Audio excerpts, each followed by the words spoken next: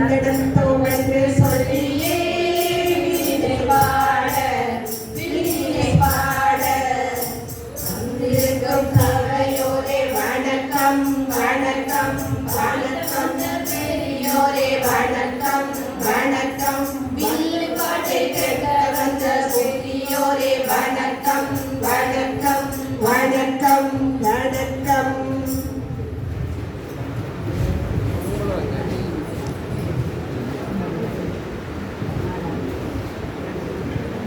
எமது ஆண்டவராகிய இயேசு பிறந்தார். பெத்லகேமிலே மாட்டுத் தொழுவத்திலே பிறந்தார். பிறந்தார் என்ற தோனி எங்கும் கேட்குதே, பிறந்தார் என்ற தோனி எங்கும் கேட்குதே, எங்கும் கேட்குதே எங்கும் கேட்குதே. யூத ராஜசிங்கம் பிறந்திட்டாரே, யூத ராஜசிங்கம் பிறந்திட்டாரே. தந்தை எமது பாவங்களை எல்லாம் மன்னித்தார், எம்மை ரட்சித்து எமக்கு புது வாழ்வு அளித்தார். Please stop.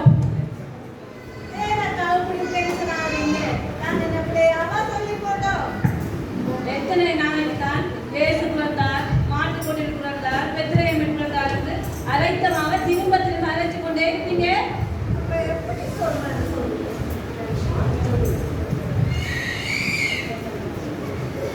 அவர் என்ன சொல்லி போட்டு போனவர்?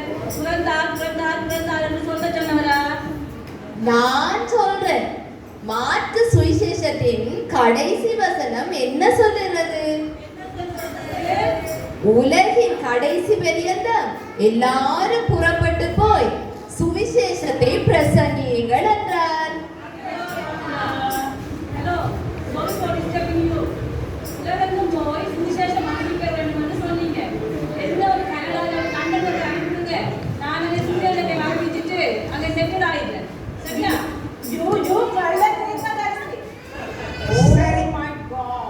சரி சரி சரி சரி.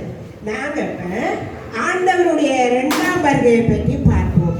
இதை பற்றி சத்திய வேதம் உங்களுக்கு என்ன சொல்லுகிறது கூறுங்கள் பார்ப்போம். சத்திய வேதம் வேதம் வேதம் நித்தமாய் வாழவே இறைவன் தந்த பாடம், நித்தியமாய் வாழவே இறைவன் தந்த பாடம். நித்தமும் ஞானித்தால் தீய சிந்தை மாறும், நித்தியமாய் ஞானித்தால் தீய சிந்தை மாறும். சத்திய வேதம் வேதம் வேதம். எனக்கு தெரியும் வேதாகமத்துல எப்படி சொல்லப்பட்டிருக்கிறது தெரியுமா? அவர் வருகையை பற்றி அவர் ராஜாதி ராஜாவாய் வருவார் என்று மத்தேயு 25:31 சொல்லப்பட்டிருக்கேன்னு நினைக்கிறேன். அப்படியா? ஆமா, அவர் ராஜா ஒரு பொற்கிரீடம் அணிந்து சிங்காசனத்தில் வீற்றிருப்பார் என்று வெளிப்படுத்தல் 14:14 சொல்லப்படுகிறது. ஆமாம், முதலில் பாவத்தில் இருந்தவர்களை மீட்பதற்காக அவர் அடிமையின் ரூபமாக முதலாம் தினம் பிறந்தார். இரண்டாம் முறை பாவ உலகில் நியாயம் தீர்ப்பதற்காக ராஜாதி ராஜாவாக சிங்காசனத்தில் வீற்றிருப்பதற்காக அவர் வந்திறங்குவார். மிகுந்த பிரகாசத்தோடும் சகல பரிசுத்த தூதர்களோடும் வருவார் என்று மத்தேயு 24:25 சொல்றாங்க. தூதர்களோடு வருவாரா? ஒரு காபிரியர், மற்றது வெள்ளச்சிறகோடு 2 தூதர்கள். அப்படித்தானே நாங்க இந்த பானபுரத்துல பார்த்திருக்கிறோம். என்ன பிள்ளைகளோன்றீங்க, பைத்தியக்கார கதையெல்லாம் கலைக்கிறீங்களே. அடியே, எங்களுக்கு வெளிப்படுத்தல் 5ஆம் அதிகாரம் 11ஆம் வசனம் என்ன கூறுவது தெரியாது? என்ன சொல்லுங்க சொல்லுங்க. 10,000 தூதர்களோடும் 1000 தூதர்களோடும் பெரிய எண்ணிக்கையான தொகையான தூதர்களோடும் வருவார் என்றுதான் எங்களுக்கு பைபிள் கூறுகிறது. கவன கொசு போன்ற பைபிள் கோடிக்கணக்கான தூதர்கள்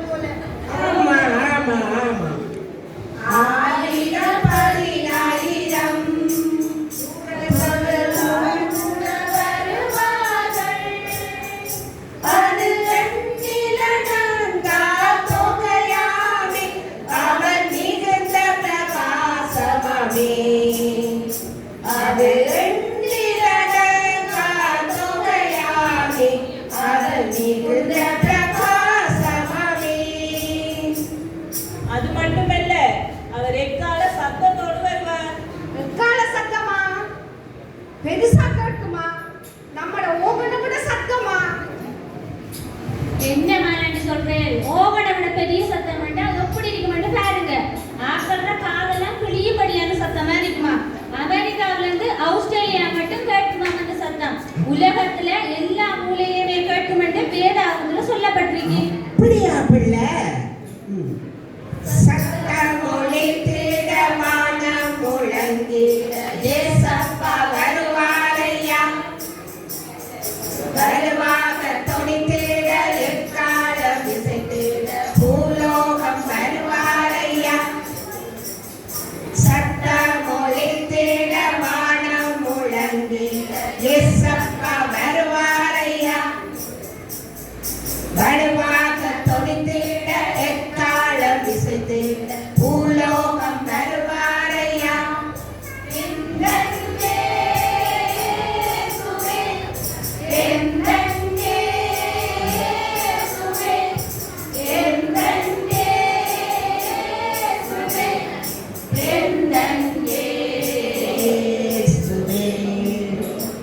கண்டெல்லாம் அவரை காணும். எல்லோரும் இரண்டு கண்ணாலும் பார்ப்பார்கள். அவரை சுற்றியவர்களும் அவரை காண்பார்கள். அவருடைய வருகை மிக பிரமாண்டமாக இருக்கும். அப்படியா? ஒரு பிரசங்கியார் சொன்னார் 2030 ஜனவரி 1 வருவார் என்று. அப்ப அது பொய்யா? அவர்கள் எல்லாம் கள்ளத்திட்டவர். அந்த நாளையும் அந்த நாளிகையையும் என் பிதாதவிட ஒவ்வொருவரும் அறியார்கள். பரலோக தூதர்களும் அறியார்கள் என்று நமது ஆண்டவராகிய இயேசு கிறிஸ்து சொன்னார்.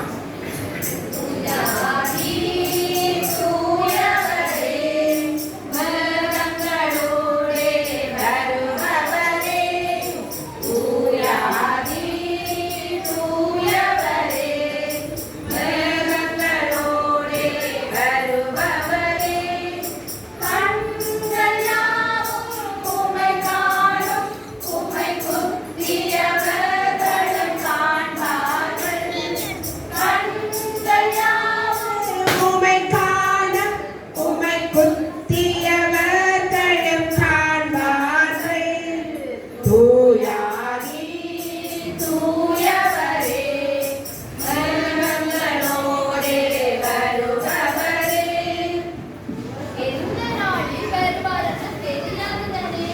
அதனால நாம் எல்லாரும் விழித்திருக்க வேண்டும் என்று மத்தேயு 25:42 சொல்லப்படுகிறது. அந்த புத்தியுள்ள 5 கன்னிகள் போல நாங்கள் எப்போதும் ஆயத்தமாக விழித்திருக்க வேண்டும். You are absolutely correct. ஆயத்தம் இல்லாம இருந்த 5 கன்னிகளை பற்றி நம்மளுக்கு தெரியும் தானே. அவங்க ஆயத்தம் பண்ணிட்டு திரும்ப வந்து தட்டுங்க திறங்கன்னு சொல்லி கதவை தட்டினாலும் யாருமே திறக்க மாட்டாங்க. அதனால நாங்க வந்த பிறகு ரெடி பண்ணாம வாரத்துக்கு முதலே எங்களை நாங்க தயார்படுத்திக் கொள்ளணும். உங்களை அறியேன் என்று சொல்ல முதல் நீங்கள் ஆயத்தமாகுங்கள் என்று சொல்லுங்கள். திறவுங்கள், திறவுங்கள், 5 கன்னிகள் நாம் வந்தோம். திறவுங்கள், திறவுங்கள், 5 கன்னிகள் நாம் வந்தோம்.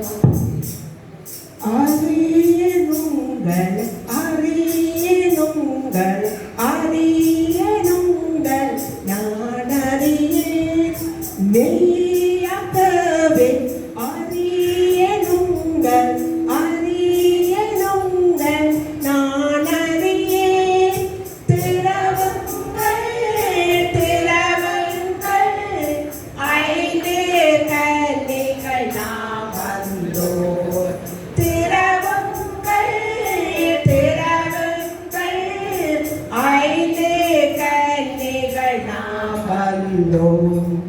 பரலோகத்தில் நியாயத்தீர்ப்புக்கு பின் இயேசு வருவார் என்று வெளிப்படுத்த 14 காணலாம்.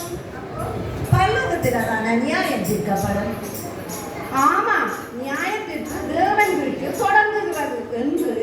1 பேதுரு 4:14 சொல்லுகிறார். அங்கு மரித்தவர்கள் உயிரோடு இருக்கிறவர்கள் எல்லோருக்கும் நியாய தீர்ப்பு எழுதப்படும். அப்போ அந்த டெஸ்ட் பேப்பர் திருத்தப்பட்டது சொல்லுங்க. அப்ப நான் எப்ப சோதனை எழுதுறவன சோதனை மேல் சோதனை ஜெயிக்கணும் நாங்களே, சோதனை மேல் சோதனை, ஜெயிக்கணும் நாங்களே, நீதிமான் வாழ்க்கையை வாழணும் யாவரும், நாங்கள் வாழணும் யாவரும். டெஸ்ட் பேப்பர் திருத்துறதுக்கு முதல் நம்ம எல்லாம் டெஸ்ட் எழுதணும். டெஸ்ட் எழுதுறேன்னா ஆரம்பத்துல இருந்து கடைசி வரைக்கும் எழுதி முடிக்கணும். அதே மாதிரி நம்மளோட வாழ்க்கை எப்பவுமே ஆரம்பத்துல இருந்து முடிவு வரைக்கும் முற்று முழுதுமா கடவுளுக்குரிய வாழ்க்கையா நம்ம வாழ பழகிக் கொள்ளணும். ஆமா ஆமா ஆமா. இல்லாட்டி சலமோன் மாதிரி கடைசி எங்களுடைய வாழ்க்கை அன்புதான். கடைசி வரை நிலைத்திருப்பவனே கடைசி பேப்பர் வான். இதோ சீக்கிரமாய் வருவேன் என்றவர் எக்ஸாம் ரிசல்ட்டை கொண்டு வருவார். என்ன புரிஞ்சுக்கிட்டா சரிதான். தெரியும், எங்களுக்கு தெரியாது, உங்களுக்கு தெரியும். ரிசல்ட்ஸில் நீதிமானுக்கு பலனான நித்திய ஜீவனையும் அநீதிமானுக்கும் துன்மார்க்கர்களுக்கும் பலனான ஆக்கின தீர்ப்பையும் கொடுப்பார் என்று வெளிப்படுத்தல் 22:12 நாங்க வாசிக்கிற நேரம் பார்க்கலாம். இன்னும் அவனவனுடைய கிரியையின்படி அவனவனுக்கு நான் அளிக்கும் பலன் என்னோடு கூட வரும் என்று சொல்லி இயேசு சொல்லுகிறார். எனக்கு ஒரு டவுட். ஏன் எல்லாத்தையும் பைபிள் வசனத்தை கோட் பண்ணி சொல்றீங்க? யாருக்காக? What is the reason? வந்துட்டா ஒரு இங்கிலீஷ்காரங்க. ஆமா ஆமா ஆமா. நீங்க வேணுங்கடாப்பா. சரி, இங்கிலீஷ்காரங்க மட்டுமில்லை, உங்களுக்கு கேட்டுதான் சொல்றேன். என்னண்டா நானாக சொல்ல, நாமாக சொல்ல, எல்லா வார்த்தைகளையும் ஆண்டவருடைய வேதாகமத்திலே இருந்துதான் நாங்கள் சொல்லுகிறோம் என்று சொல்லி கேட்கிறவங்க நம்புவோம்ல. வேதாகமத்தில் இருந்து வந்தால் நம்புவார்கள் தானே, அதனாலதான் அப்படி சொல்லுவேன். முக்கியமாக ஆண்கள் சொல்றது தெரியுமோ? இந்த ஆண்கள் அத்தியத்துக்காக அவர்கள் என்ன சொல்லுவார்கள் தெரியுமோ? இந்த பொண்டுகள் எல்லாம் மேலேறி ஆமா ஆமா ஆமா. மேடையில ஏறி ரீல் விடுறார்கள். ரீல் விடுறாங்க. அப்படி சொல்லுவாங்க. அதான் சொல்லணுமா? அந்த அந்த அந்த சுரேஷ். அந்த சுரேஷ் சொல்லுவாங்க. இவர்கள் ரீல் விடுறார்கள். சரியோ? இந்த இடத்திலிருந்து வருவோம். என்ன பலன் கிடைக்க வேண்டுமென்றா நாங்கள் எப்போதும் ஆயத்தமாக இருக்க வேண்டும் என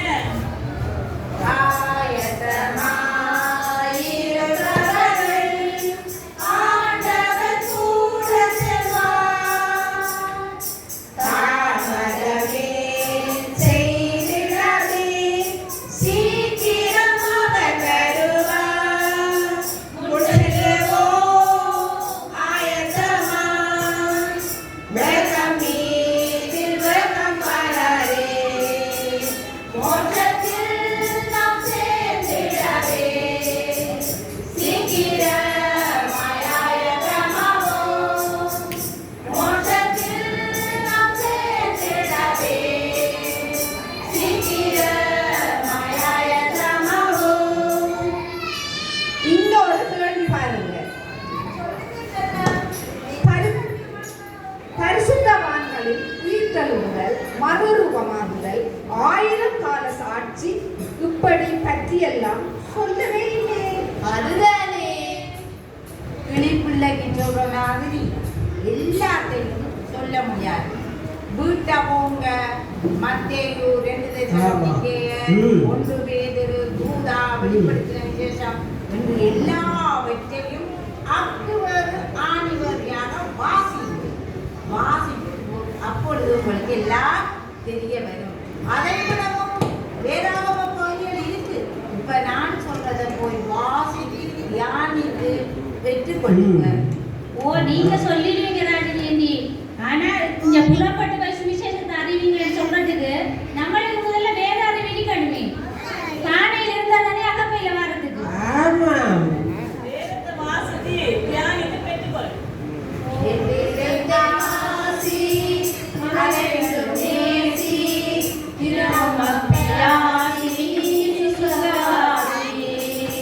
வேதத்தை வாசி அதை என்றும் நேசி தினமும் அபியாசி சுகவாசி ஆண்டவர் நமக்கு அருளிய விளக்கு அதை படிப்போர்க்கு நன்மையும் இருக்கு. ஆண்டவர் நமக்கு அருளிய விளக்கு அதை படிப்போர்க்கு நன்மையும் இருக்கு. இயேசுவின் இரண்டாம் வருகைதான் பேதுருவின் கடைசி பிரசங்கம். அதனால என்ன சொன்னார் தெரியுமோ? சொல்லுவோம். கர்த்தருடைய நாள் இரவிலே திருடன் வருவது போல வரும். தேவனுடைய நாள் சீக்கிரமாய் வரும்படி மிகவும் அவளோடு காத்திருங்கள் என்றார். ஏன் திருடனை பிடிக்கலாம்? என்ன திருட கதை எல்லாம் கதைக்கு ஆண்டவரை பற்றி உனக்கெல்லாம் என்னத்தை சொல்ல? அது சரி, இயேசுவின் இரண்டாம் வருகையை பற்றி முதல் சொன்னவர் யார்? சொல்லுங்க பாப்பா. ஏசாயா தீர்க்கதரிசி. No, no, எரேமியா தீர்க்கதரிசி. that's incorrect. Zechariah தீர்க்கதரிசியா? Wrong information. ஏனோக்கு Yes, you are perfectly correct. ஏனோக்கு ஆதாமுக்கு 7ஆம் தலைமுறையானவன். இவர்தான் நமது ஆண்டவருடைய இரண்டாம் வருகையை பற்றி முதலில் கூறியவர். ஆயிரமாயிரமாம் தமது பரிசுத்தர்களோடு கர்த்தர் வருகிறார் என்று முன்னறிவித்தவர். இதை நாங்க யூதா 14 15 வசனத்துல காணலாம். அது சரி, வேதத்தின் கடைசி வசனம் என்ன சொல்லுறாங்க? சொல்லுங்க பாப்பா. சொல்லுங்க. ஆமென். கர்த்தராகிய இயேசுவே வாழட்டும். சரியா. அதை வெளிப்படுத்தின விசேஷத்துல கடைசி வசனம் அதுதான். ஆமீன் கர்த்தராகிய இயேசுவே வாரும் என்று யோவான் அங்கே சொல்லுவதை நாங்கள் காணலாம். இதுதான் வேதாகமத்தின் கடைசி வசனம். வாரும் இயேசுவே, புலோகம் வாரும் இயேசுவே. வாரும் இயேசுவே, புலோகம் வாரும் இயேசுவே. வாரும் நியாயம் தீர்க்கவே சீக்கிரமாய் வாருமே. வாரும் நியாயம் தீர்க்கவே சீக்கிரமாய் வாருமே. வாருமே, வாருமே, ஆமென். வாருமே, வாருமே, வாருமே, ஆமென். வாருமே. இன்றைய நாளில் இந்த வில்லு பாட்டுல தலையங்கம் தாமதமே. நீங்க ஏன் தாமதிக்கிறீர்கள்? நீங்கள் ஆயத்தமாகுங்கள். சொல்லப்பட்ட வேத வசனங்களை எல்லாம் வாசித்து தியானித்து நீங்கள் பெற்றுக்கொண்டு நீங்கள் அதற்கு ஆயத்தமாவது மட்டுமல்ல, ஆண்டவர் சொன்னது போல புறப்பட்டு போங்கள், விசுவாசத்தை அறிவியுங்கள். இதுதான் அவருடைய ஆசையும் விருப்பமுமாக இருக்கும். அதை நாங்கள் எல்லோரும் செய்து கொள்வோம். ஆமாம். விருப்புடனே வந்திருந்து வெள்ள பாட்டு கேட்டிருந்து ரசித்தவங்க எல்லோருக்கும் நன்றி. எல்லோருக்கும் நன்றி. விருப்புடனே வந்திருந்து வெள்ள பாட்டு கேட்டிருந்து கஷ்ட